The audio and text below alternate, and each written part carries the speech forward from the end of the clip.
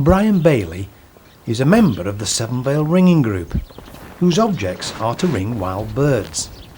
That is, to place a small metal ring on the bird's legs, enabling scientific data to be collected.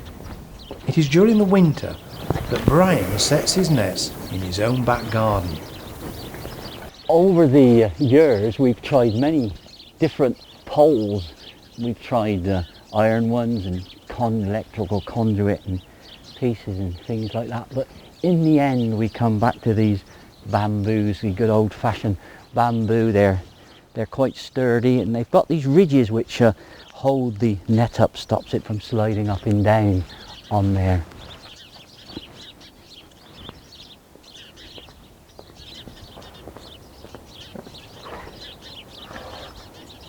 I'm sure you can see that these are very, very fine nets, and the smock I'm wearing, it's got no buttons and it's got no zips, so that it doesn't get caught up. When people come along and help me sometimes, I have to say, no, I'm sorry, you can't wear that anorak because of the zips and so forth. How these nets work, in fact, is, I don't know whether you can see, is that they're actually on a string between those two, which is tight, and yet the netting, there's more netting than the string there. So if I just knit round the other side, and we say we have a bird here, we say, it comes along, it hits the net, and that takes the force out of the flight of the bird, and then it drops in to the pocket like that. The thing was that when these nets came into being here in Britain in about the late 50s, the story was that they were made out, they came from Japan. The story was that they were made out of virgin's hair, but it's difficult to get the material nowadays, so they're made out of nylon, of course.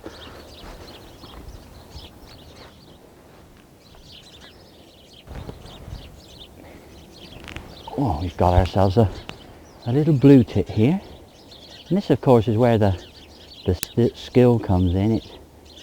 It's reasonably easy to put a ring on a bird, but as I say, it takes about probably 5 years before you're allowed to go out on your own and do exactly what we're doing now. We pop him in the bag, and then let's do it up like that.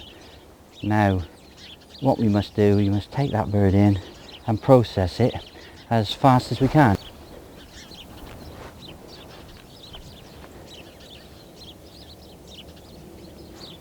So here we are. This is my little office or little shed that I've set up for ringing in the garden. Quite interesting that many people think that there's only one or two birds in your garden, but now that we are going to ring this little fellow, he's going to be an individual.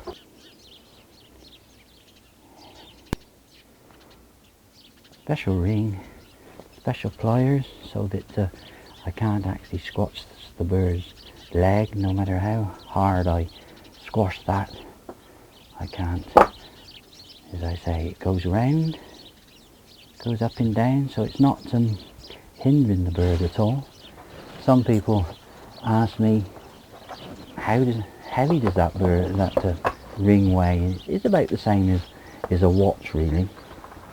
So we really now have to put down on there what the number of the ring is, and the number that we've got here is number 19. So there we go, number 19, It's a blue tit, but of course, like everything these days, we don't call them blue tits. We have to have a 5-digit code because it's because the computer doesn't recognise blue tit, so we have to call it a blutty. We have to call it a blutty. BLUTI. The thing we want to do now is to find out what age it is. So we can look at the wing feathers here, and I don't know whether you can see this, but you will see that we've got just a tinge of green on there. Now, if this was an adult bird, a bird that hadn't been hatched last year, that would be blue. So this, in actual fact, is a bird that was hatched last year. 61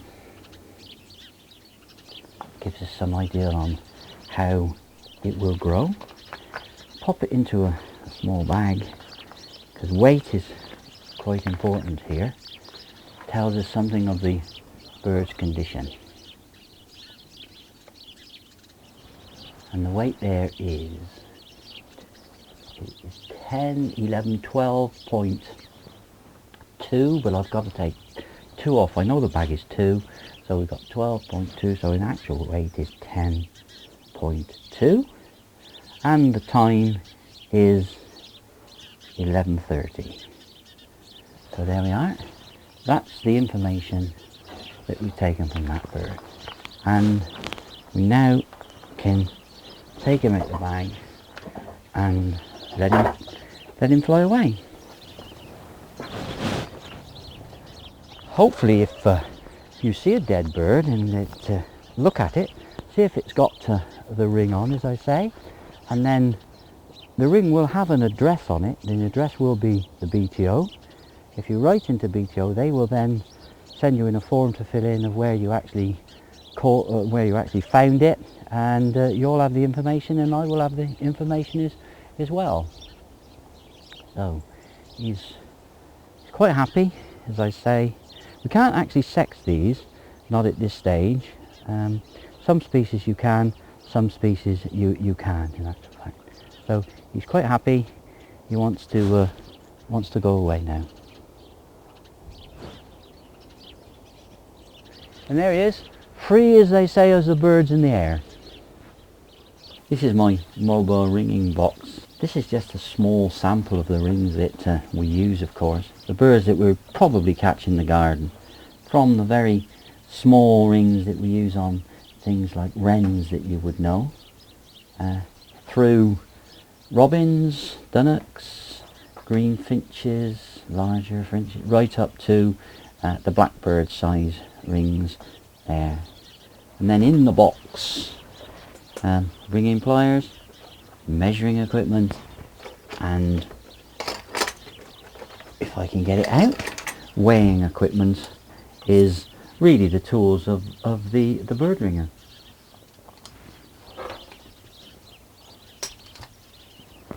Have, of course, and most important, a pen and a book to record all the data that hopefully we're going to collect.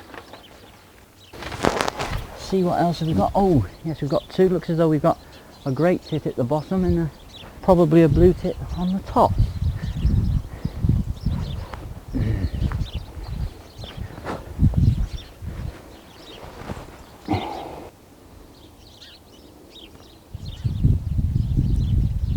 Always trying to get the bird in the ringer's grip, which is like that, as quickly as possible.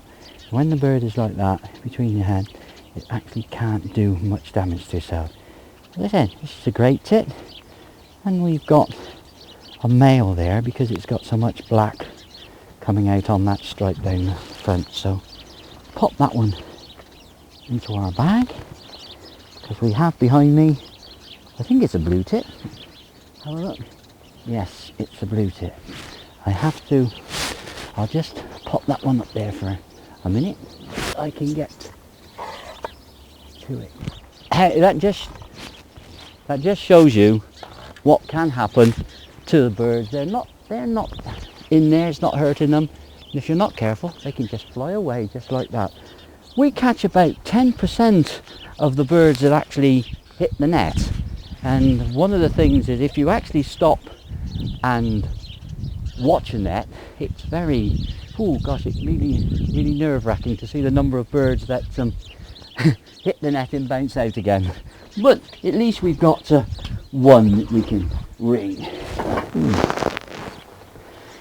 People say, is it cruel? I think it's crueler on the ringer.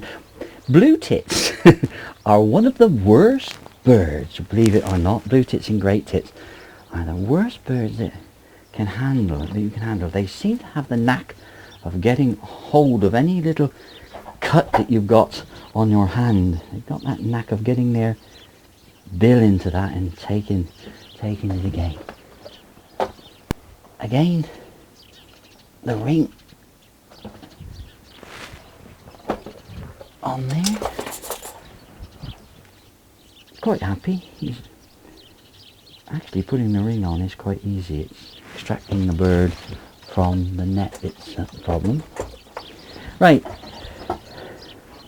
Great tit. Male because the amount of black it's on the line down the centre. Age. How old are you? Again, if we look at here at the coverts here, we can see that feather there is just got a tinge of green on it, and it's not blue like that one there. So this is telling us that this bird was in the egg last year. It was hatched last year. So that's the tame. Put the data in the book. Number 20, the great tit. And just to give it a weight. The scales are reading 21, but we've got to take 2 off for the bag, so that's 19. And our time is 1200 hours.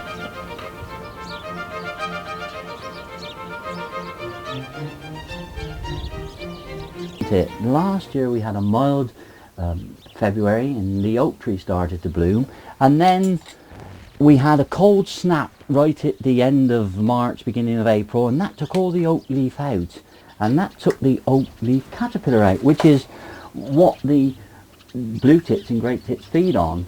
So it was right at the wrong time. They didn't have the food for their youngsters, and so a lot of the youngsters at that time died in the nest. They're producing young for the sparrowhawks to take and things like that. But most birds, smaller birds, produce about 4 or 5 each year. From those we've found from our records, only about 1 or 2 go through to adulthood. Well, we'd be up to our next one, we species of birds if every pair produced more than themselves. And things like blue tits, great tits, and the birds we get in our garden, their average life is about 2 years. It usually goes from the size of the birds. The smaller the birds, the shorter their lifespan, right up to the gulls, which we deal with sometimes, which can live up to 25-30 years. It's quite a sobering thought, really, that some of the gulls that I should be ringing this year will probably now outlive me.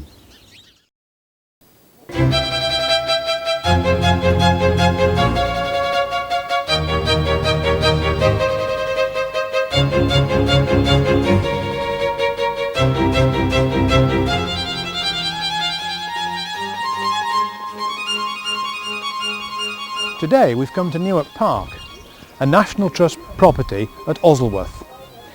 The Dursley Birdwatching and Preservation Society are holding an open day here. And here we have a craft stall. Like many other organisations, come to these events to raise money for specific funds. But more importantly today, we've come to meet up with David Chaffe, who's brought his otter along. David, what got you into otters in the first place?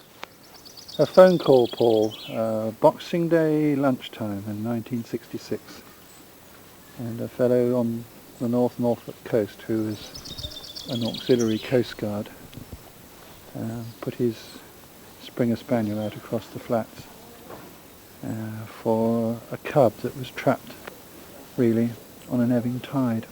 And then you got involved in the breeding programme? Yes.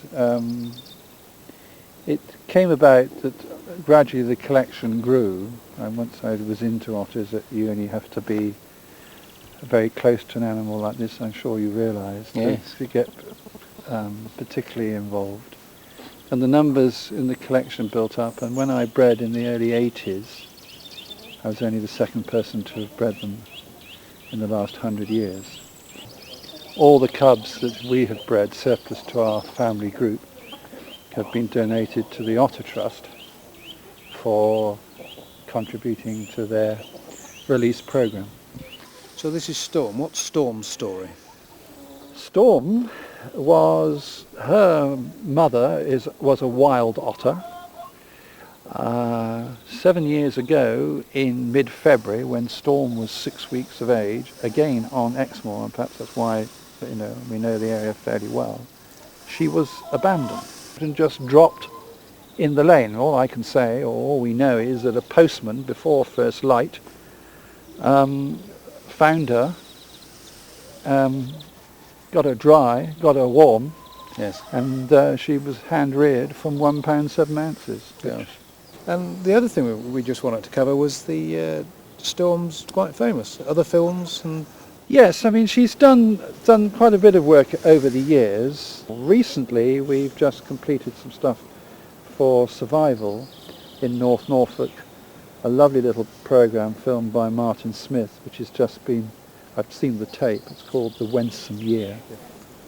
Well, thank you very much, David, for It's a spending pleasure. time with us. Pleasure, today. Paul. Thank you. Thank you indeed. Thank you.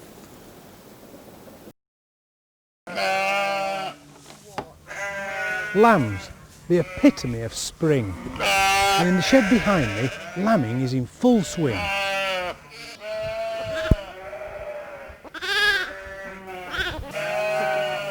And here we have Mrs. Dink Gooding of Oakland Farm.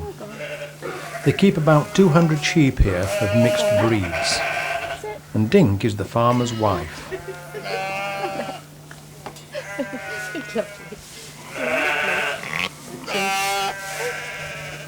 This is a lovely light, airy lambing shed. Lots of light and a good flow of air. That'll be the next one, Stuart, there. One over the back there. Here's one of the ewes, the female sheep about to lamb. You can see the ewe contracting. She's pushing. Whilst the others watch on.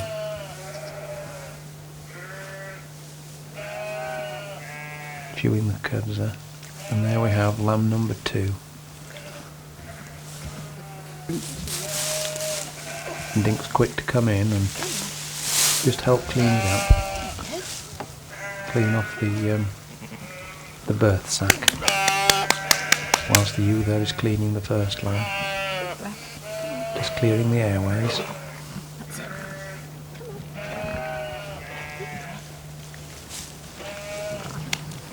And there's the ewe with both her lambs.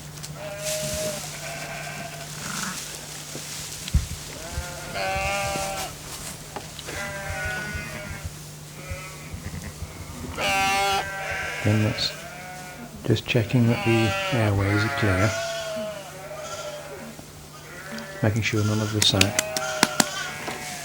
is blocking the airflow. And here Dink's just patting the lamb, stimulating the heart. Make sure it's going good and strong before presenting it to the Must ewe. take a breath.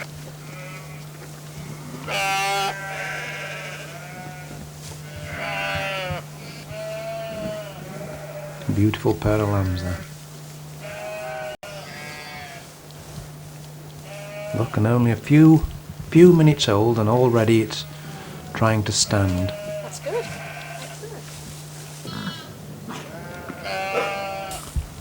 There's a problem over here. So she's just soaping up, putting some disinfectant on. And now go and just help this ewe out.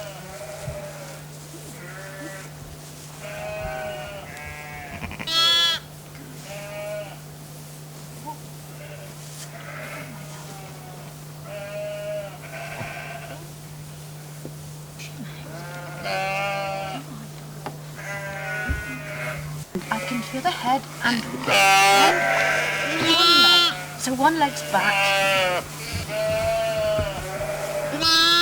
The legs forward, that's right. The head's there, the feet are there, and the legs. Now we'll bring him out.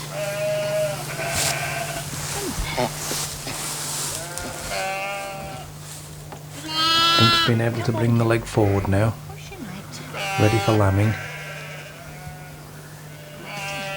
And there we have it. Out it comes. Nice and safe. There we are.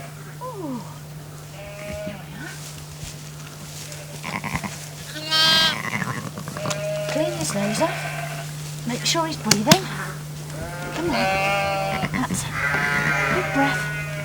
Come on. Big breath. Another strong lamb there. Being brought forward now. Again for the... Well, you can see how quickly the lamb's dry. That first lamb there. Nice and dry. Once mother's cleaned it out.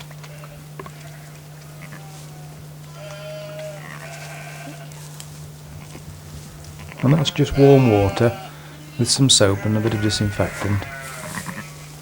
A nice double. That's good. Just cleaning up there now.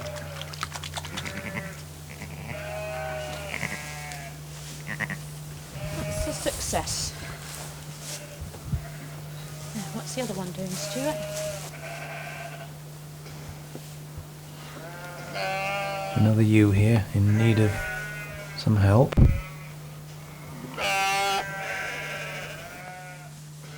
Dink's quickly going to come over, and it's not all finished, although there's two lambs there. There's another one. And often with the case, when there's three lambs, they're often quite small.